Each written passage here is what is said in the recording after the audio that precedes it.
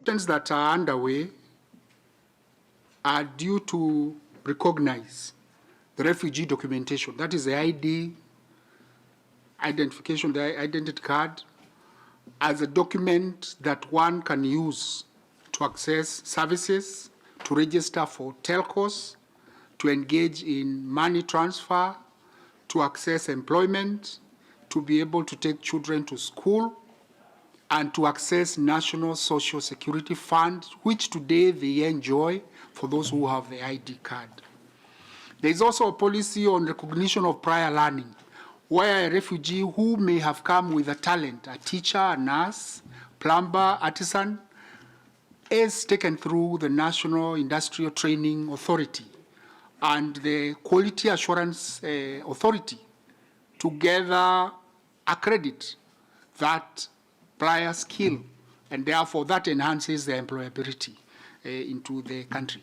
The National Education Management Integrated System policy is at the draft stage, where the integration of refugees into the National Education Management System will also ensure that the children progressively acquire the skills and are able to enjoy that. Finally, the aspect of the municipalities, all the attendant infrastructure that will come with the municipality in Kakuma and Dadaab will be enjoyed by the refugee and host community, and that enhances the integration, the socio-economic. Finally, the aspect of data.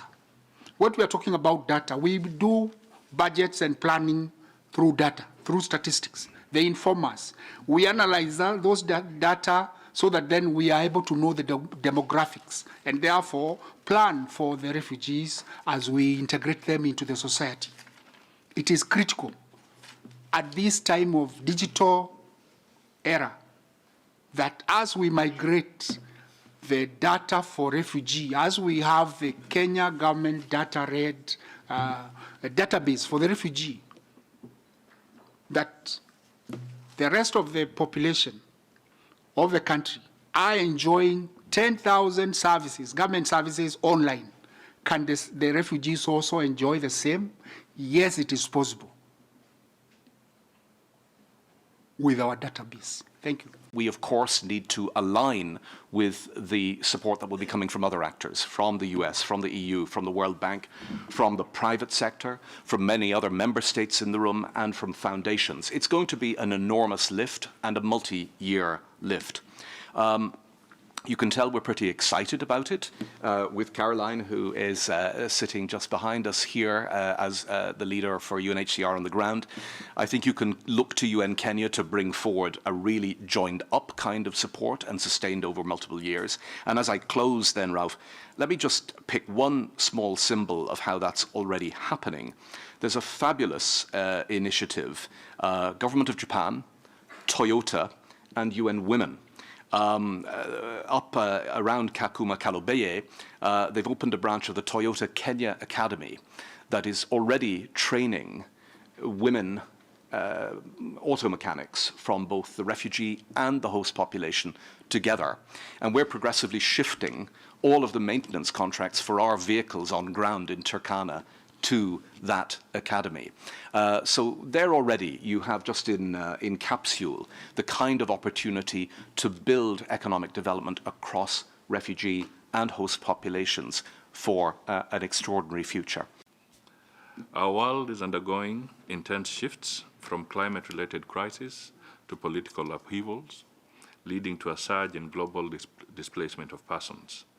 It is our collective responsibility to provide refuge and opportunities to displaced persons.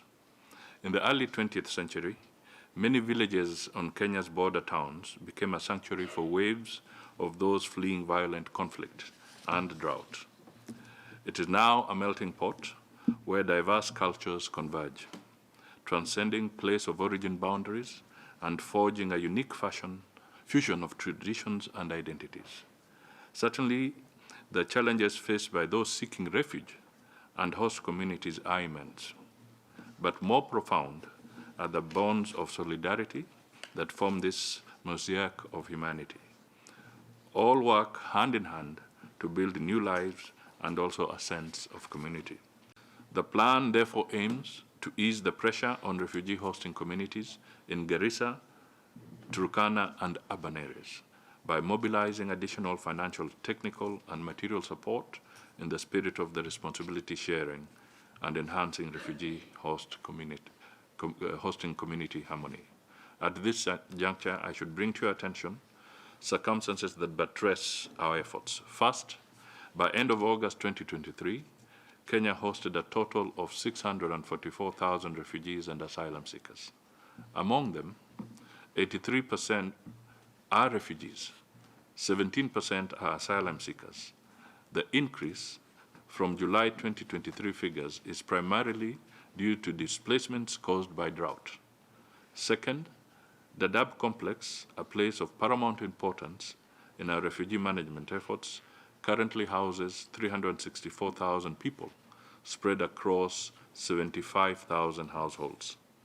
Among these, 274,000 are officially registered and verified, while 94,000 individuals profiled and awaiting registration under the jurisdiction of the Department of Refugee Services.